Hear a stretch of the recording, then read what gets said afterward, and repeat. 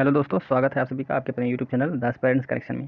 तो दोस्तों, आज हम जो इस सीरीज़ का जो अगला पार्ट है, यानी जो हम टीजीटी 1999 के जो प्रीवियस ईयर का जो प्रश्न पत्र हम लोग व्याख्या सहित हल कर रहे थे, उसका आज हम दूसरा पार्ट देखेंगे। ठीक है दोस्तों। तो दोस्तों, अगर आप हमारे चैनल पर नए हैं तो हमारे चैनल को सब्सक्राइब करें, ताकि जो भी आने वाली जो भी नोटिफिकेशन हो आपको पता चलता रहे। ठीक है दोस्तों, तो चलिए शुरू करते हैं। अगला प्रश्न क्या कह रहा, अवनींद्रनाथ टैगोर के प्रारंभिक कला गुरु थे। तो दोस्तों, इनके जो प्रारंभिक कला गुरु थे वो कौन थे? इटालियन कलाकार गिल हार्डी थे। ठीक है दोस्तों। अवनींद्रनाथ ने अपने प्रारंभिक वर्षों में यूरोपियन शैली के तैल चित्र बनाने का अभ्यास किया था। मतलब शुरुआत में वो तैल चित्र में करते थे, और उन्होंने अपने युवा काल में इटालियन चित्रकार गिलहार्डी से विधिवत तैल चित्र सीखा था। तो दोस्तों, अगर पूछे तो तैल चित्रण विधि किसे सीखा था? उन्होंने गिलहार्डी सीखा था। तो बाद में उन्होंने किस किस उसको मतलब विधि को अपनाया था? तो वास पद्धति को अपना लिया था। ठीक है दोस्तों, चलते हैं अगले प्रश्न की तरफ। अगला प्रश्न है, निम्न में से उस कलाकार की पहचान करिए जिसने बंगाल शैली से भिन्न शैली में काम किया है। तो दोस्तों, बंगाल शैली से भिन्न शैली में काम करने वाले कौन हैं? तो हैं गगनेंद्र नाथ टैगोर। ठीक है दोस्तों, कौन है? गगनेंद्र नाथ टैगोर। ठीक है दोस्तों, इसकी जो व्याख्या देख लेते हैं दोस्तों। 20वीं सदी के प्रारंभ में भारतीय स्वतंत्रता संग्राम में स्वदेशी नारा अपनाया। इस समय शांति निकेतन पुनरुत्थान अथवा बंगाली स्कूल का केंद्र था, जिसकी अगुवाई अवनींद्रनाथ टैगोर और नंदलाल बसु कर रहे थे। ठीक है दोस्तों, केवल गगनेंद्र नाथ ही थे जो व्यक्तिगत शैली की खोज यूरोपीय आर्ट से लेन देन कर रहे थे। ठीक है दोस्तों, चलते हैं अगले प्रश्न की तरफ। अगला प्रश्न क्या कह रहा है, हरिपुरा पैनल की विषय वस्तु बताइए। दोस्तों, हरिपुरा पैनल की विषय वस्तु क्या रही है? तो भारतीय ग्राम्य जीवन रही है। ठीक है, हरिपुरा के जो पैनल को इसने सजाने का काम किसने किया था दोस्तों? किया था नंदलाल बसु ने। ठीक है दोस्तों, देखिए दोस्तों, हरिपुरा में ये जो सजावट किया था, ये किसके कहने किया था? ये गांधी जी के कहने पर, इन्होंने आग्रह पर ये उसकी सजावट की थी। ठीक है दोस्तों, चलते हैं अगले प्रश्न की तरफ। कथा शिल्प रूपावली पुस्तकों के रचयिता कौन है दोस्तों? तो इसके हैं आपके नंदलाल बोस। ठीक है, अगले प्रश्न की तरफ चलते हैं दोस्तों। शांति निकेतन में कला भवन की स्थापना किस वर्ष में हुई? तो दोस्तों, शांति निकेतन में कला भवन की जो स्थापना हुई थी वह 1919 ईस्वी में हुई थी। ठीक है दोस्तों, औपचारिक रूप से जो इसकी स्थापना हुई थी। ठीक है, 1919 ईस्वी में। तो ईसा के जीवन पर आधारित चित्र किस कलाकार ने बनाए हैं? तो दोस्तों, ईसा मसीह के जो यीशु भगवान, यीशु जो गॉड हैं, जो उनके जीवन पर आधारित जो चित्र बनाए हैं वो बनाए हैं यामिनी राय ने। ठीक है, 1937 ईस्वी में यामिनी राय ने ईसा के जीवन पर आधारित चित्र बनाए। ठीक है, अगले प्रश्न की तरफ चलते हैं। अगला प्रश्न क्या कह रहा है, मोने के किस चित्र के आधार पर प्रभाववाद का नाम पड़ा? दोस्तों, मोने के किस चित्र पर प्रभाववाद का नाम पड़ा? तो वह पड़ा था सूर्योदय का प्रभाव। ठीक है, क्लॉद मोने के चित्र सूर्योदय का प्रभाव की समीक्षा के रूप में, निंदा के रूप में प्रयुक्त शब्द प्रभाववाद को छाया चित्रकार कौन? नादार के कार्यकक्ष में उद्घाटित प्रदर्शनी के कलाकारों ने, इसमें देगा, रेनवार, माने आदि सम्मिलित थे, अपने आप को प्रभाववादी चित्रकार के नाम से घोषित किया। ठीक है दोस्तों, कौन कौन थे प्रभाववादी चित्रकार में? देगा, रेनवार, माने। ठीक है, चलिए अगले प्रश्न की तरफ बढ़ते हैं। अगला प्रश्न क्या कह रहा है हमारा, निम्न चित्रकारों में से कौन अति यथार्थवादी से प्रभावित है? ठीक है, कौन अति यथार्थवादी से प्रभावित है दोस्तों? तो वो है विकास भट्टाचार्य। ठीक है दोस्तों, भारतीय कलाकारों में किस प्रभाववाद का प्रभाव है? तो भारतीय कलाकारों में आपका रणवीर सिंह बिष्ट का प्रभाव है। ठीक है दोस्तों, रणवीर सिंह बिष्ट का प्रभाव है। ठीक है, अगला प्रश्न है दोस्तों, प्रोग्रेसिव आर्टिस्ट ग्रुप के कलाकार, ठीक है, कौन है? तो दोस्तों, ऑप्शन में देख लेते हैं कौन से हैं। तैयब मेहता जी नहीं है, हेब्बर नहीं है, के हेब्बर, गुलाम शेख ये भी नहीं। प्रोग्रेसिव आर्टिस्ट ग्रुप ने फ्रांसिस न्यूटन सूजा, के एच आरा, सैयद हैदर रजा, एम एफ हुसैन, हरी अब्बादास गाडे, सदानंद बकरे थे। ठीक है, इसके ये क्या थे? कलाकार थे। बाद में कृष्ण खन्ना और गायतोड़े को भी इसमें सम्मिलित कर लिया गया। तो इसका सही जो आंसर होगा गायतोंडे। ठीक है दोस्तों, अगले प्रश्न की तरफ हम लोग बढ़ते हैं। जो अगला प्रश्न है, तो दोस्तों, प्रोग्रेसिव जो आर्टिस्ट ग्रुप की स्थापना कब हुई थी दोस्तों? पैग जिसको बोलते हैं शॉर्ट में, तो उसकी जो स्थापना हुई थी वह 1948 ईस्वी में हुई थी। ठीक है दोस्तों, पैग को सौंदर्य शास्त्रीय स्तर पर कलात्मक ऊंचाई और नई दिशा देने में फ्रांसिस न्यूटन सूजा की अत्यंत महत्वपूर्ण भूमिका रही। ठीक है दोस्तों, किसकी भूमिका रही? फ्रांसिस न्यूटन सूजा की। ठीक है, उसके अथक प्रयासों द्वारा ही यह 1948 ईस्वी में अस्तित्व में आया था। ठीक है, चलते हैं अगले प्रश्न की ओर। अगला प्रश्न हमारा क्या कह रहा है, देख लेते हैं। 50 प्रश्न हो गए हैं।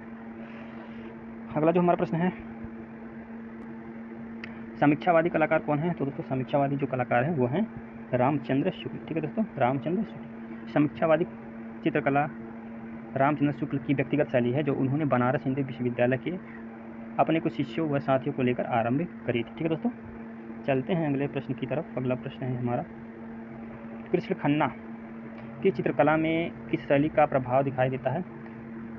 किसके चित्रकला में दोस्तों? कृष्ण खन्ना की चित्रकला में किस शैली का प्रभाव दिखाई देता है? तो ये दिखाई देता है दक्षिणी शैली का। ठीक है, कृष्ण खन्ना की आकृतियों में देश और विदेश की कला शैलियों का मेलजोल देखने को मिलता है। इन्होंने कोई भी आकृति बनाई हो अथवा किसी भी विषय का चित्रण किया हो, सब में दक्षिण शैली का प्रभाव देखने को मिलता है। ठीक है दोस्तों, अगला जो प्रश्न है दोस्तों, कलकत्ता ग्रुप की स्थापना कब हुई थी? कब हुई थी, किस वर्ष में हुई थी?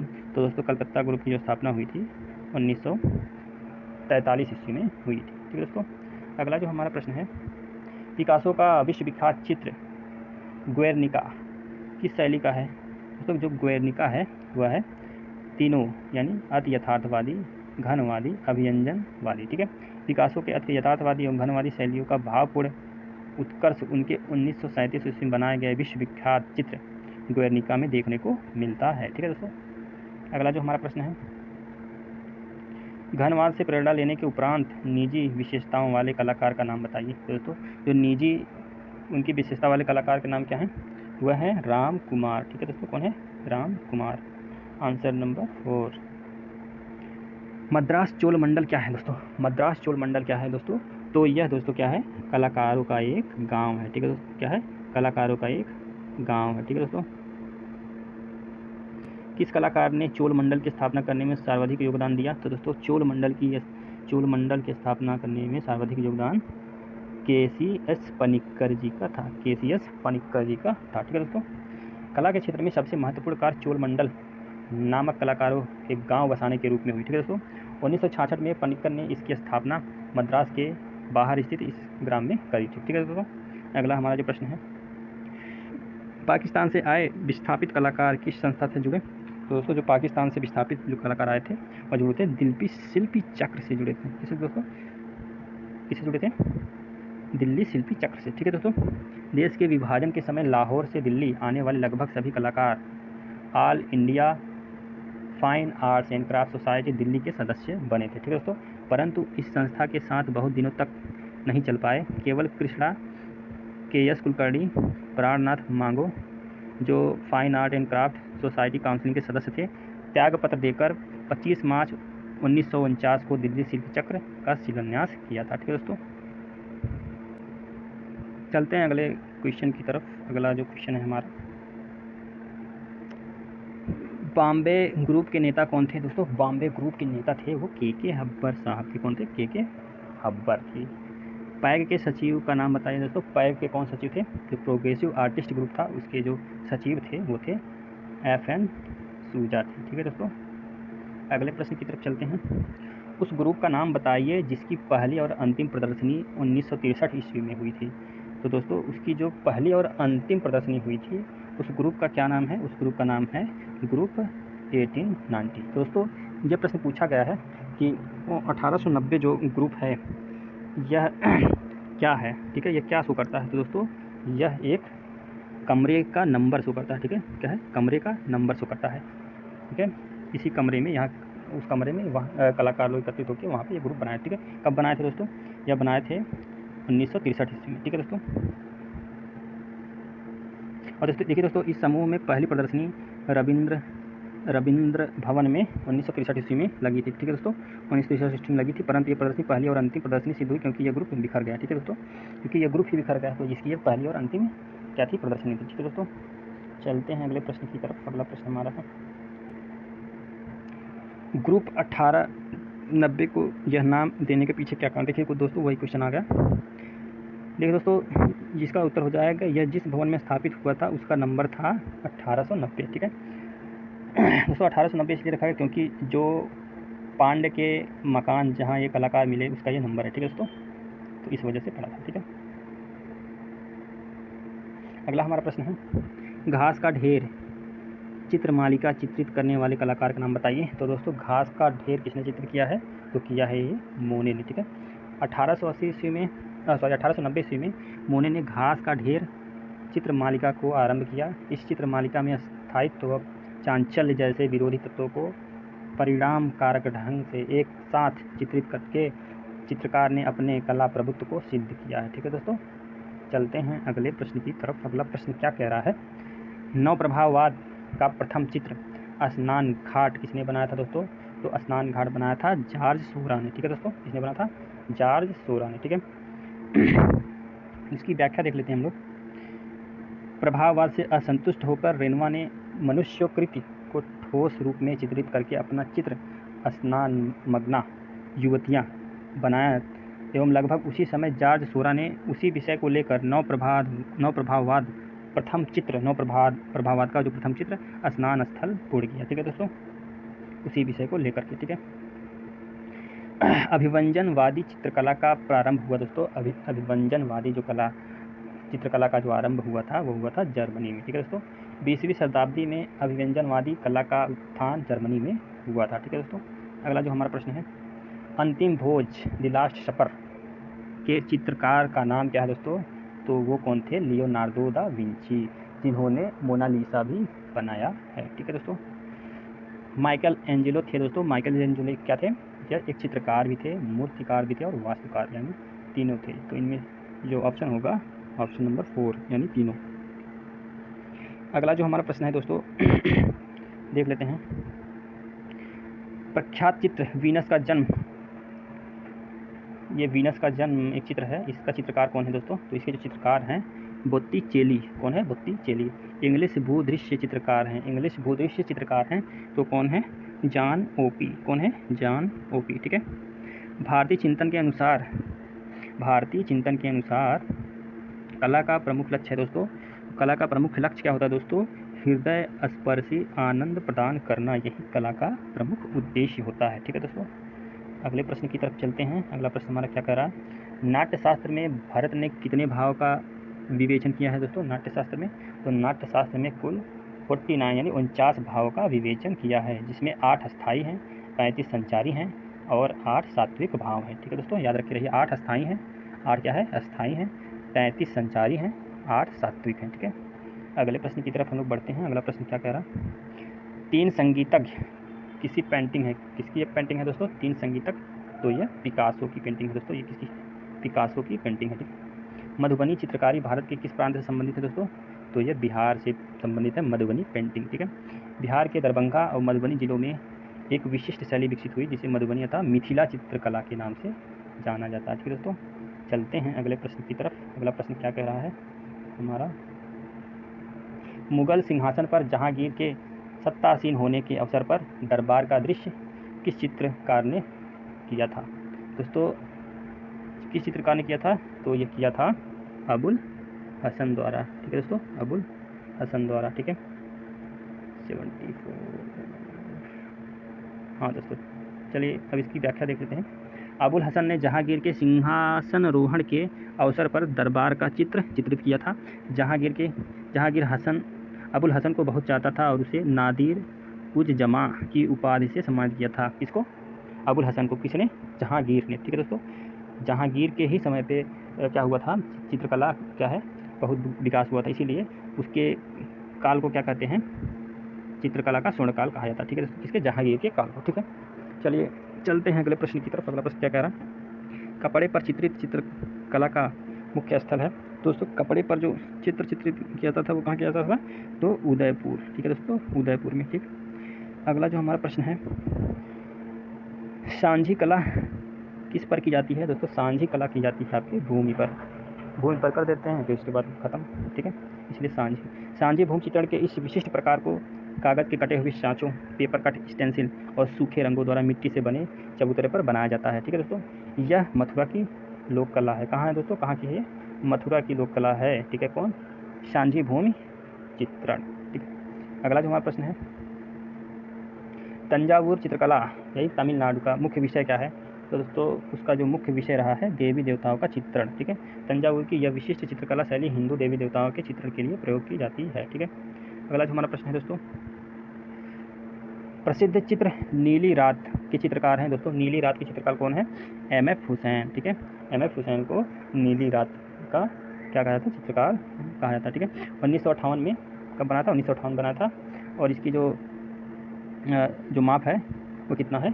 45/30। ठीक है, यह तैल चित्रण था। ठीक है दोस्तों, कौन था? तैल चित्रण। अगले प्रश्न की तरफ चलते हैं दोस्तों। प्रश्न क्या कह रहा है? नंदलाल बसु का जन्म कहाँ हुआ था? तो नंदलाल बसु का जन्म दोस्तों बिहार के मुंगेर में हुआ था। कहाँ हुआ था? बिहार के मुंगेर में हुआ था।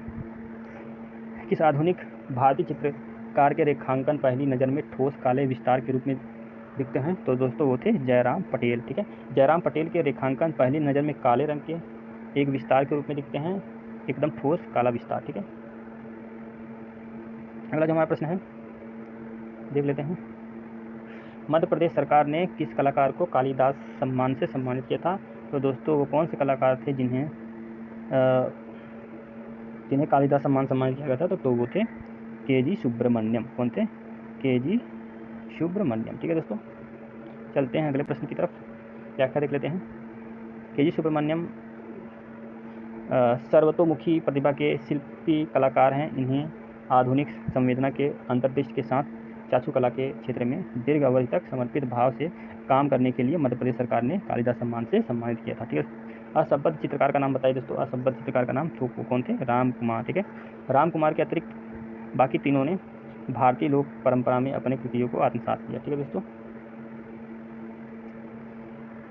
चांद को देखकर भूखता हुआ कुत्ता किस चित्रकार का कृति है? तो दोस्तों यह है जॉन मीरो। किसकी है?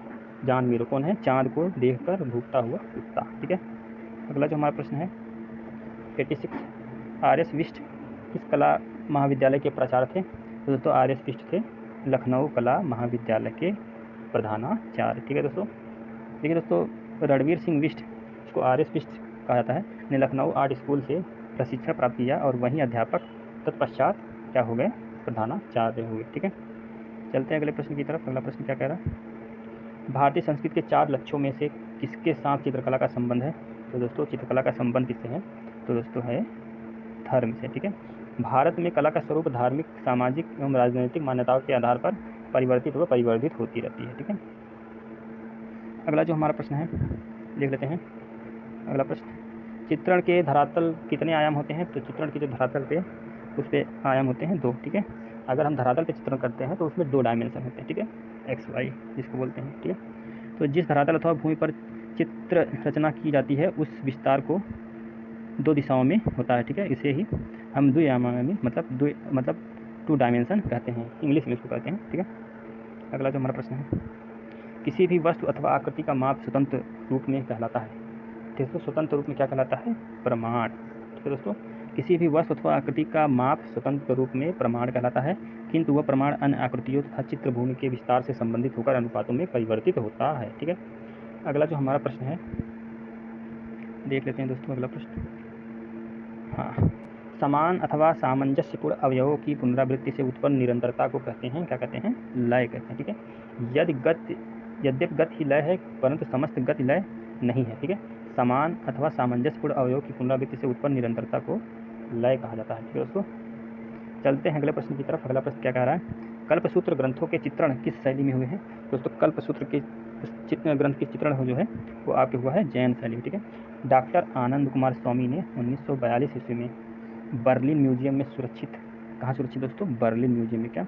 कल्पसूत्र, ठीक है, कि एक सचित्र प्रति पाई कल्पसूत्र का परिचय प्रकाशित करके उन्होंने कला आलोचकों में गुजरात क्षेत्र से विकसित कला शैली जैन शैली के प्रति जिज्ञासा उत्पन्न करी। ठीक है, अगला जो हमारा प्रश्न है दोस्तों, विश्व प्रसिद्ध बाज पक्षी का चित्रण निम्नलिखित में से किस चित्रकार ने बनाया था दोस्तों?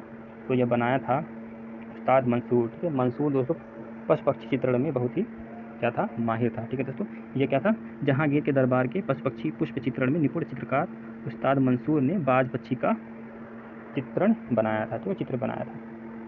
सर्वप्रथम किसने नाट्य शास्त्र में 8 रसों को बतलाया है? कौन बताया था भाई? बताया था आचार्य भरत मुनि ने। ठीक है दोस्तों, रस का आधार भाव है। ठीक है, रस का आधार भाव है, सामान्यतः 9 भाव कहे गए हैं, किंतु भरत ने केवल 8 अस्थायी भाव और 8 ही रस माने हैं। ठीक है। अबुल हसन के पिता का क्या नाम था दोस्तों? अबुल हसन के पिता का नाम था अकारिज। ठीक है, क्या नाम था? अकारिज। बादशाह जहांगीर ने स्वयं लिखा है कि जब वह जहांगीर स्वयं युवराज था तो अबुल हसन के पिता अकारिज हीरात के निवासी थे, ने मेरी सेवाएं करी। ठीक है। विशन दास निपुण थे दोस्तों। विशन दास किसमें निपुण थे? तो दोस्तों ये छवि चित्र बनाने में निपुण थे। जहांगीर ने अपने आत्मचरित्र में स्वयं लिखा है कि विशन दास सभी यानी व्यक्ति चित्र बनाने में बेजोड़ है, मतलब बहुत ही अच्छा व्यक्ति चित्र बना लेते थे। ठीक है दोस्तों, अगला जो हमारा प्रश्न है, पंचतंत्र का फारसी अनुवाद है। तो दोस्तों पंचतंत्र का जो फारसी हमारा अनुवाद है वो क्या है?